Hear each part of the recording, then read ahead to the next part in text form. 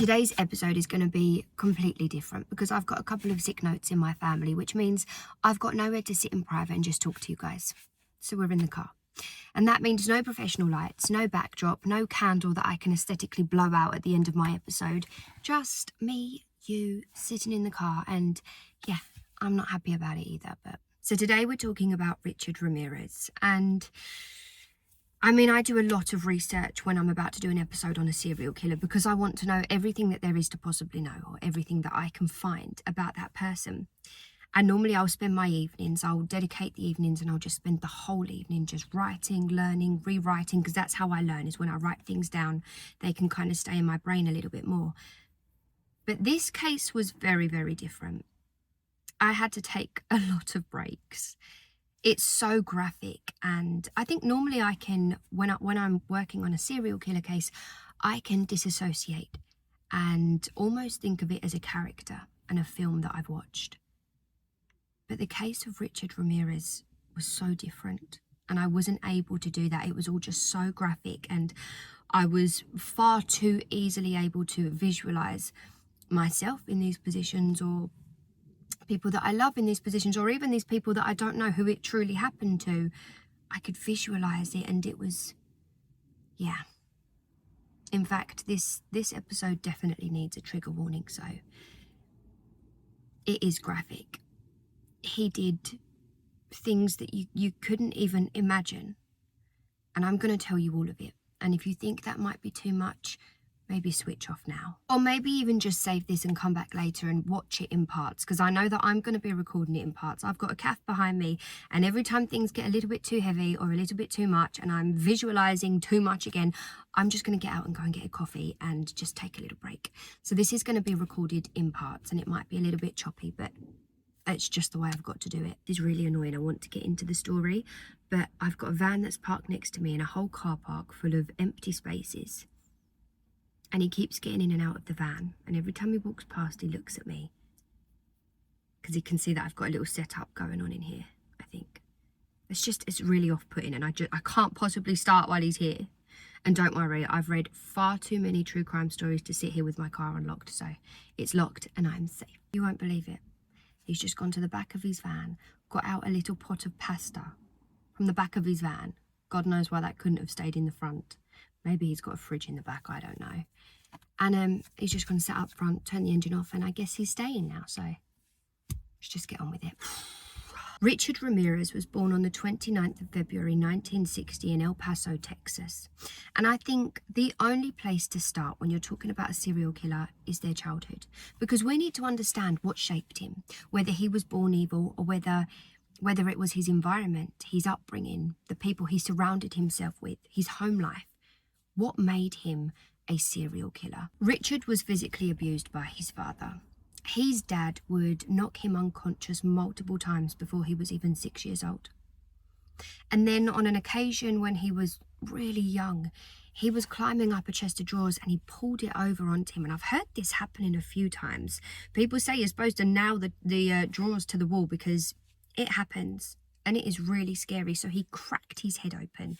He ended up needing 30 stitches, which if you think in your head, 30 stitches, that's a hell of a lot.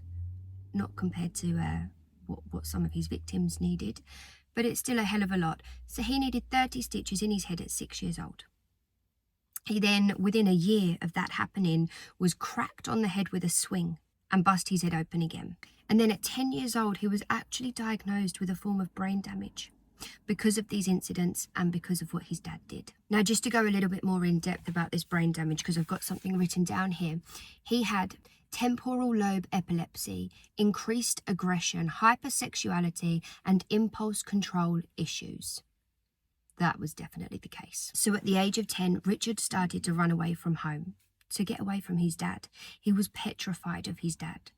And he would choose to stay overnight in a cemetery rather than go home. Can you imagine that as a 10-year-old child? Because I would not have set foot in a cemetery on my own. And he chose that. He chose to stay there for the full night. And then his dad ended up finding out what he was doing. So what he did was he tied Richard to a crucifix, put him back in the cemetery, and kept him there overnight against his will. And I think that probably felt a little bit different, knowing that you could walk out at any point if you wanted to being kept there against your will, to being tied up there. So at any point, if you get scared, if something creeps you out, you hear a noise, you can't just run out. You don't have that choice anymore. Imagine how much scarier that would be for a 10-year-old. Richard barely went to school. He was constantly skipping school. He hated it. He was bullied by his peers. His teachers described him as a lost cause, and everyone had just kind of given up with him before they even began. And I mean, you know, maybe I can't blame them. Maybe he really was that bad. But at this age, at this point, as a 10-year-old boy, maybe he could have been saved. So he was a loner, and instead of going to school, he would steal his dad's rifle, which brave move considering how horrendous his dad was to him. He would steal his dad's rifle, and he would go out and hunt coyotes, rabbits, and birds, which on its own, as much as I really do not agree with it, it doesn't seem that unusual. Until I tell you that he disemboweled them with his bare hands and then fed them to the family dog. By the time Richard is 14 years old, his older cousin, Miguel Ramirez, who is a Vietnam veteran, he comes back and he takes Richard under his wing. Now, Miguel has severe PTSD from being a Vietnam veteran. He has diagnosed schizophrenia, and between the two of them, they've just got a full bill of mental health disorders. But he takes Richard under his wing and quickly becomes Richard's role model. Oh, and something I should tell you about Richard's role model is when he was a Vietnam veteran, he was also a rapist and a murderer. And he liked to keep evidence of what he had done. So he showed Richard at 14 years old hundreds of Polaroids of women that he'd raped, murdered, disembodied, and decapitated. And Richard, seeing these, his first reaction was oh my God, that's sick, that's disgusting, get it away from me. He was intrigued. He wanted to see more. He wanted to know more. And I guess then just became completely desensitized to these kinds of heinous crimes. Violence became normalized. Sexualized violence became normalized. This wasn't just a horror story to Richard.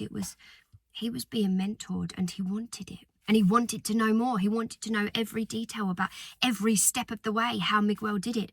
So Miguel taught him some of the tactics he'd learned from being in the army. He taught him how to capture, how to restrain, how to completely have your way with somebody, how to completely make them powerless. And then Richard put it to the test. He got himself a job whilst still in school, still 14 years old. He got himself a job at a local Holiday Inn. And whilst he was working there, he molested 2 children in a lift, in an elevator. And nothing ever come of that. And I don't know if that's because the children didn't say anything, if they said something later down the line that then, they didn't know who it was to come back and say anything. But this is something that Richard admitted to later down the line. He molested at 14 years old, molested 2 young children in an elevator by themselves. He would also use the master key to let himself into people's rooms and steal whatever he wanted, because by this time, he'd actually started taking drugs with his cousin, so he needed to fund that habit. And he would steal people's possessions to fund it. And then one day, he decided to try and use what Miguel had taught him. He let himself into one of the rooms where a woman was on her own. He restrained her, and he attempted to rape her. But her husband came back. Thank God. Her husband came back and caught him and beat him. And this was meant to go to court, but they ended up dropping charges because they were from out of town and they didn't want to come back to go to court. They didn't want to drag it out any longer. They just wanted to escape this nightmare, go back home and never come back to this town again. Within a year, at 15 years old, Richard witnessed Miguel shoot his wife directly in the face, killing her instantly. Richard was sat on the sofa. They had kind of an open plan, kitchen, living room. He was sat on the sofa in the living room. Miguel and his wife were in the kitchen, and he watched every part of what happened. Miguel and his wife were having an argument, and he didn't want it anymore. He ended it. He well and truly ended it in front of a child. Now, you'd think that would mentally scar 15-year-old Richard. You'd think that would make him run the other way, but no. He enjoyed it. He was intrigued by it, and more than anything, he wanted to experience it. Now, would you believe Miguel avoided a prison sentence? He instead got committed to a psychiatric hospital where he only spent a few years. Where is the justice in that? Where is the justice for his wife? But whilst he was gone, Richard didn't want to go home. He did not want to go home to his father. So instead he moves in with his older sister Ruth and her husband Roberto. And Roberto ended up being an obsessive peeping Tom. And he then decided it would be a great idea to take 15-year-old Richard out on his nighttime escapades to watch women through windows, to teach Richard how to be a stalker. And then when Miguel got out of the psychiatric hospital, he joined them. The trio went on nightly escapades. They were watching women through windows. They were obsessing, objectifying, and this was just the beginning for Richard. Now, psychiatrist Michael Stone classified Richard Ramirez as a made psychopath, not a born psychopath, and I'm inclined to agree. And I truly do believe, and I know not everybody thinks this, but I really do believe that some people are just born evil. They're just born with the evil bone. But I agree, Richard is a made psychopath because instead of escaping harmful influences, he just moved directly from one dangerous role model to another and didn't really stand a chance. Richard then became interested in Satanism, the occult, death, violence, the macabre.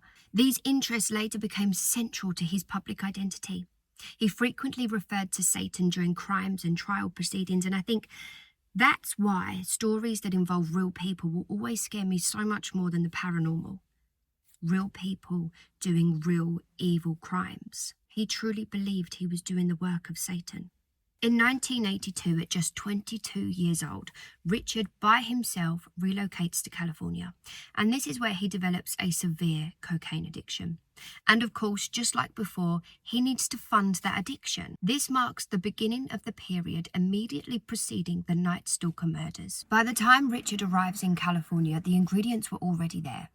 Abuse, brain injuries, sexual violence, criminal behavior, drug addiction, and a fascination with death. And what happens next would make him one of the most feared serial killers in American history. Because theft was no longer enough. Of course, he had to fund his habit, but it was getting boring just stealing things. It was no longer the motivation. Sex and violence became the motivation. Richard's first known murder was May Lang on the 10th of April 1984, and she was just 9 years old. She was looking with her 8-year-old brother around the apartment complex for a lost $1 bill. Ramirez stumbled across the children, and he targeted the girl. He told May that he thinks he saw the $1 bill down in the basement, and if she came with him, he would help her look for it. So of course she did. She's a child looking for something. That's her only focus. She went with him. And down in that basement, he beat her. He raped her. He strangled her, and he stabbed her multiple times with a switchblade. And then he hung her from a pipe by her own blouse. It was almost like he chose a child for practice because he knew that she wouldn't fight back, that she couldn't fight back. You can imagine Richard must have been sure that he'd got away with that because he didn't actually get caught until 2009, when finally DNA matched him to that crime scene. But something really, really strange about that first murder is there was another DNA at the crime scene that belonged to another little girl who'd gone missing. And police surmised that there was another little girl who witnessed May Lang's murder by Richard, who then also got murdered by Richard. But because of the lack of evidence, the lack of a body, and so much time had passed, they had to just drop that one. They didn't have enough evidence to pursue it. So there is a possibility that he killed another child that same day. Just 2 months later, Richard committed his second murder and his first murder of an adult. Her name was Jenny Vincal. It was the 28th of June 1984 and she was 79 years old. She was asleep in bed when he quietly tore off a screen that was protecting an open window. He climbed through and stabbed her so many times even after she had died. In the head, the neck, and the chest, and when police arrived, they said it was so bad that she was nearly decapitated. Although Richard was sloppy, he left fingerprints on the screen that he had ripped off of the window, and that was the first forensic clue that police had. although they had absolutely no idea at this point who they were dealing with. Richard then went quiet and controlled his urges for 9 months. Actually, saying that, just a little side note, when he did finally get caught and when he was in prison, he did boast to other inmates about how he had killed so many more people than what he was caught for. So maybe he didn't go quiet for 9 months. Maybe it's just cases we don't know about. God, that's a really chilling thought, actually, because that makes more sense than him going quiet. Why would he go quiet? He thought he was invincible. He thought there was no way he was getting caught. It was almost like he didn't even care. So why would he go quiet? He probably didn't. But the next case we know about was on the 17th of March, 1985. Her name was Maria Hernandez, and she was 22 years old. And she was just pulling into her garage in her car, and Richard followed her into her garage on foot. So when she got out of her car, she turned around to see a .22 caliber just being held to her face. She put her hands up to defend herself, and as he shot, the bullet ricocheted off of her keys. It was a miracle. She didn't even get hurt. But he thought he had killed her. He thought he had shot her in the face, so he didn't even check. He just walked off inside to steal all of her valuables, to fund his drug habit. But as he walked into the kitchen, he saw somebody bending down, hiding behind the counter, and he could see her fingers on top of the counter as she was hiding. Oops. So he went quiet. He stayed there, silently waiting, because he liked to see the fear in people's eyes before he killed them. And he waited for Maria's roommate to just peek up from the worktop to make sure the coast was clear, and then he shot her right in the forehead and killed her instantly. Her name was Dale Yoshi Okazaki, and Richard Ramirez wanted her to know she was about to die. But thankfully, because Maria didn't die, she was able to give the police a description of what he looked like. So now the police had 2 pieces of evidence. They had a fingerprint and a witness. And they actually labelled Maria as the luckiest survival case in serial killer history. Within the same hour as killing Dale and attempting to kill Maria, although he thought he had actually killed her, he then decided he needed to steal a car. So he dragged a lady called Veronica Yu out of her car, shot her twice, killing her instantly, and then, and this is what I just can't wrap my head around, left on foot. He didn't steal the car. Why did he kill her if that was his whole motive? And I can't work out whether maybe there was witnesses, maybe he panicked, his impulsiveness took over. I don't know. I can't work it out. But he left on foot. And that just shows that even when Ramirez had a clear objective, he often behaved so irrationally. Within 24 hours of killing Dale and Veronica and attempting to kill Maria, Richard had massive media attention, and fear quickly spread across the whole of Los Angeles. This psychopath was on the loose. He attempted to kill 3 people in 1 hour and succeeded with 2 of them. So a description was released of brown curly hair, deranged eyes, and wide-set, decaying teeth. But even with this evidence, police still had no name, no address, and no real idea of who the Night Stalker was. On the 27th of March, 1985, Richard returned back to a house that he had burgled 1 year earlier. But this time he returned for sex and for violence. He broke in to find 64-year-old Vincent Zazzara asleep in his bed, so he shot him in the head and killed him instantly. Now, in another room was Vincent's wife, Maxine Zazzara, who was 44 years old. She was awoken by the gunshot, and it wasn't long before Ramirez had broken into her room and beat her and sexually assaulted her and dragged her around looking for valuables. He then tied her up and put her in the bedroom whilst he was collecting all of the valuables. And this next part, I don't know why this out of the whole case, but this next part is something that I now think about every single night when I'm in bed since researching this case. She managed to get out of the ties that he had bound her in. And she knew that her husband kept a handgun under the bed, under her bed, in the room that she was sleeping in. So she retrieved it. She walked out, and to the back of Richard, she held the gun up. She was going to shoot him. She was going to shoot him in the back of the head and just end everything. And he didn't even know. And this was just, it was perfect, wasn't it? So she shot. And all she heard was the click of an unloaded gun. And so did Richard. He turned around and he shot her 3 times, killing her. Just the thought of what must have been going through her mind when she heard that click of the unloaded gun, when nothing come out, when Richard turned around, like, she thought she was gonna be okay. She thought she was gonna survive this. And as horrendous as it was that her husband hadn't survived, she stood a chance if that gun was loaded. What Richard did next is absolutely terrifying because she was already dead. He had already killed her. He went to the kitchen, got a knife and carved an inverted cross into her chest. He then cut her eyeballs out of her head. He put them in a jewelry box and took the jewelry box home as a souvenir. Now, according to statements, he also tried to rape Maxine after she was dead. But he couldn't quite do it, couldn't quite get into it because he was so shook up from the fact that she had tried to kill him.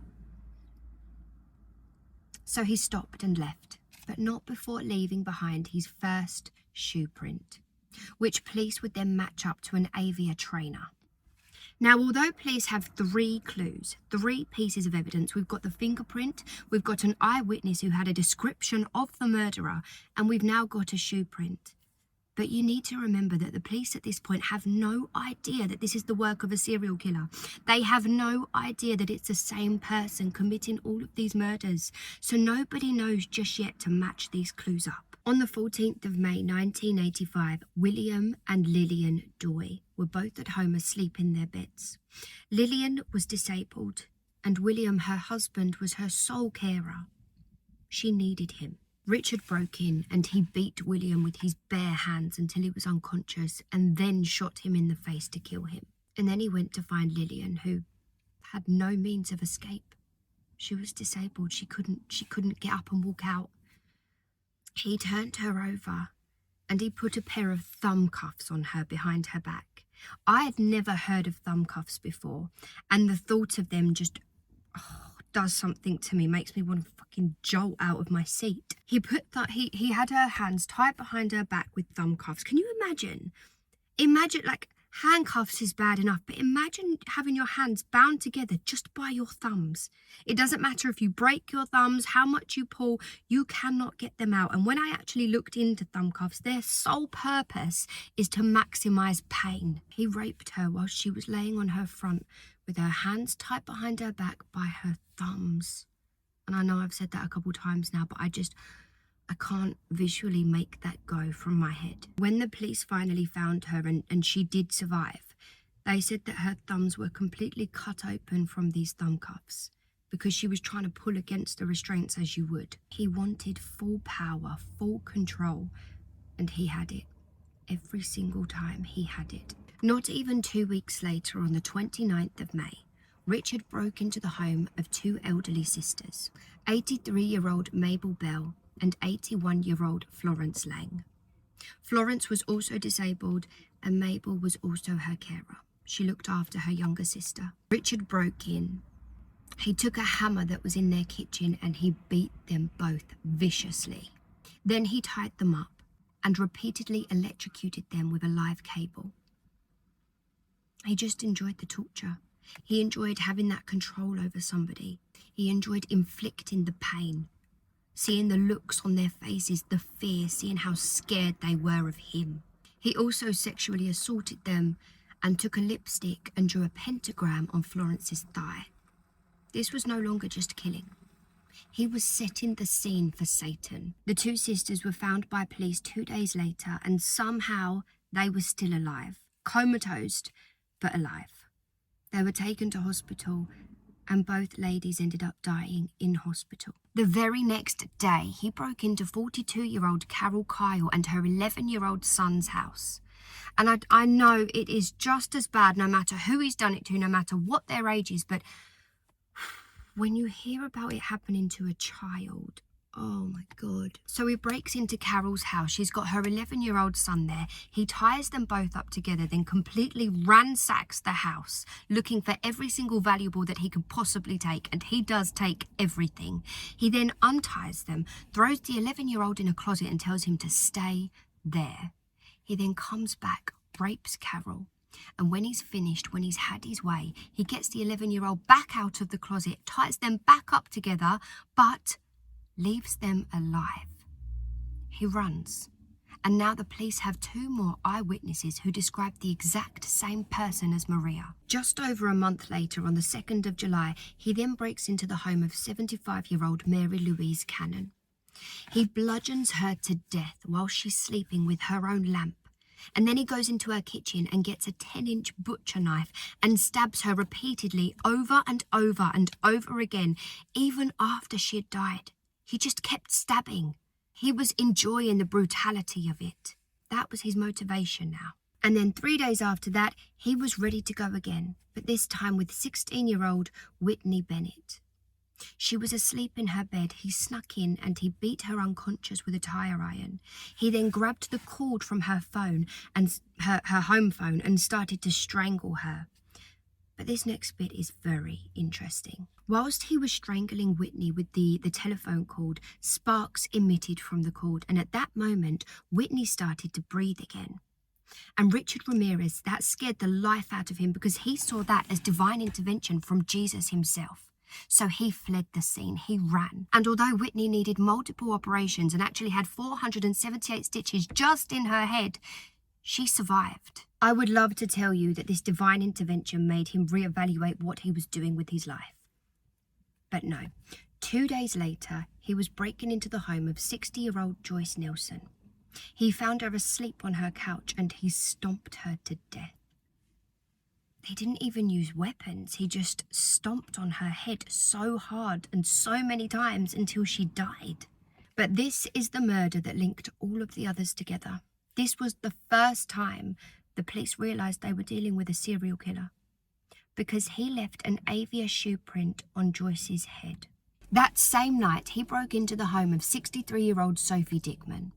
He tied her up, he raped her, he dragged her round her house looking for valuables, making her swear on Satan that she wasn't hiding anything.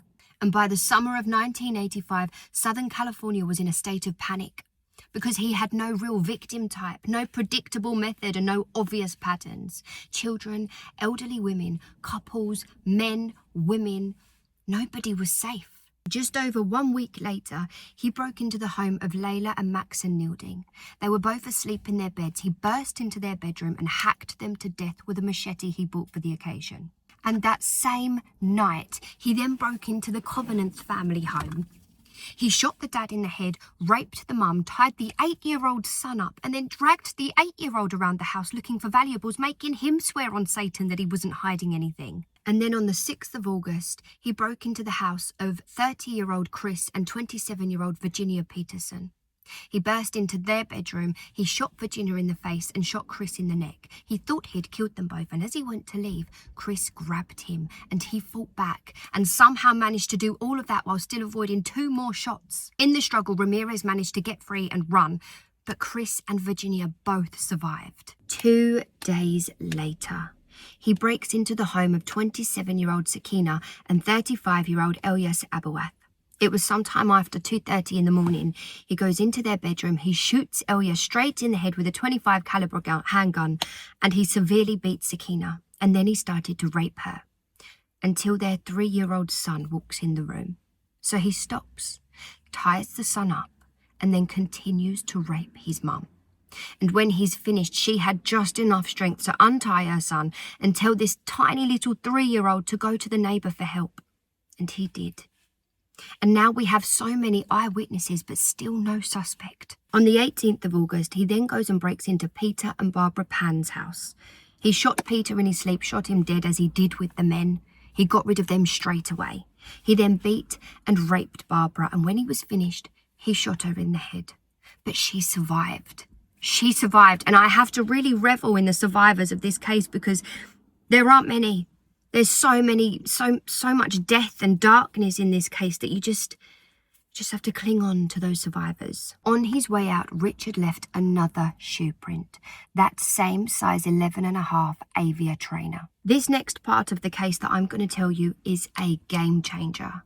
This was a turning point for the whole case. And the bravery of such a young boy, who I would go as far as to say is a hero through and through. Let me just get into it. You need to hear this bit. On the 24th of August, James Romero Jr. and his wife were asleep But their 13-year-old son, James Romero III, he was wide awake in his bedroom. Now, it's important to remember that at this time, everybody knew about this serial killer. Nobody knew his name, nobody knew his face, but we had kind of a description of what he looked like, and more importantly, we knew his crimes. No one was safe. Everybody knew about it. So everybody was on the edge of their seat. They were waiting, they were checking, they were looking. And this 13-year-old boy, he heard footsteps and rustling outside of his window, and his first thought was, it's the Night Stalker, without realizing just how right he was. So he runs into his mum and dad, who thank God believed him, and they all started to make such a racket that it actually scared Richard Ramirez off. And then this 13-year-old boy, I get goosebumps just thinking about this part of the case. I think it's incredible. The bravery is incredible. He ran outside before his parents even knew what he was about to do. And he took the number plate of the stolen orange Toyota that Ramirez was driving. And he handed that over to the police. And that was a breaking point in this case. Now, as Ramirez aborted his plan to break into the Romero house because he got freaked and had to run or drive away, by the way, he had no idea that that 13-year-old boy took his number plate. He didn't see him. But he wasn't satisfied. So he then decided to break into Bill Kahn's and Inez Erickson's house.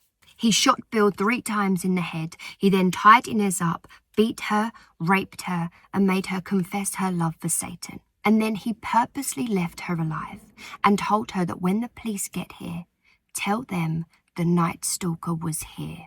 Now, miraculously, and this is just incredible, surgeons managed to remove 2 of the 3 bullets from Bill's head, and they both survived. If that's not a miracle, I don't know what is. This was actually the first time that Ramirez identified himself as the Night Stalker. He was proud. He was creating the legend that everybody had built around him. The lead investigators on this case were Frank Salerno and Gil Carrillo. And whilst the whole of America feared the Night Stalker, Salerno and Carrillo were assembling the puzzle piece by piece. They contacted the Avia shoe manufacturer, and you will not believe what they found. This shoe was extremely rare. Only 6 pairs in the size 11.5 were distributed across America. 5 of them went to Arizona, and only 1 of them went to Los Angeles.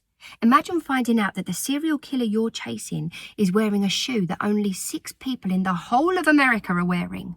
That's got to be a little bit exciting, hasn't it? So at this point, whilst the detectives feel like they're closing in, they're getting more and more clues, they're putting this puzzle together, San Francisco Mayor Dianne Feinstein publicly revealed the shoe information. And the detectives were furious because they knew exactly what was about to happen. Ramirez drove straight to the Golden Bridge and chucked the trailers off the side because he was following the news. He knew exactly what they knew about him now. And he discarded of the evidence that was going to prove he was the guilty one. He was the murderer. Good morning, Mr. Magpie. On the 28th of October, the police finally located that stolen orange Toyota. And of course, they dusted it for prints, but they didn't think they were going to find anything because it looked like Richard had really covered his tracks well this time. Until they found 1 single print on the rearview mirror. And turns out that was all they needed. They put it into a new system that had just been installed, literally just been installed. It had all criminals' fingerprints from 1960 onwards, people who were born in 1960 onwards. That's just 2 months before Richard Ramirez was born. He was born in February. So if he was born 3 months previous, he wouldn't even have been in that system. But he was. Because he had loads of petty crimes that he was in for from when he was a teenager. And it flagged up straight away, this print belongs to Richard Ramirez. Now, on the 30th of August, for some reason, Richard decided he wants to go and visit his brother in Arizona. So he takes a bus all the way to Arizona, gets there, apparently his brother isn't in. Now this part is really fishy to me because why would you take a bus journey that long without calling ahead to make sure your brother's going to be there? I personally think something else happened. I think that it was arranged, that it was planned, and maybe his brother had a tip-off or saw something, which you will get what I mean in a minute, and decided to step out. You know, maybe he knew what a bad egg his brother was. Maybe he knew that if he warned his brother that wouldn't be a good idea. He didn't want his brother to be at large as a serial killer. He knew that his brother needed to be detained. Maybe. Or maybe he just wasn't in. We will never know. But he wasn't in, so Ramirez gets back on a bus and goes all the way back home, or starts to go all the way back home. This is like a full day in a bus. So he has no idea at this point that his mugshot has been released. It is in every newspaper, the front page of every newspaper, on every news channel. Every single person in America knows what he looks like, knows who he is, and he's on a bus with no idea. So he arrives back to Los Angeles, and as he gets off the bus, he walks past so many police officers, and they're all there because they're checking who's getting on the buses. Now that his mugshot is out, now that everybody knows his face, they think he might try to flee on a bus. But they're not checking people getting off the bus because they don't expect him to have gone and then come back to where everybody knows who he is. But that's exactly what's happened. So he walks past all of these police officers thinking, he's getting off scot-free. They're not there for him. He's the Night Stalker. He's doing Satan's work. He walks straight into a convenience store where there's some Spanish ladies, and it's obvious that they recognize him. They start saying, Night Stalker, Night Stalker, and then he looks and sees his face on every single newspaper in that convenience store.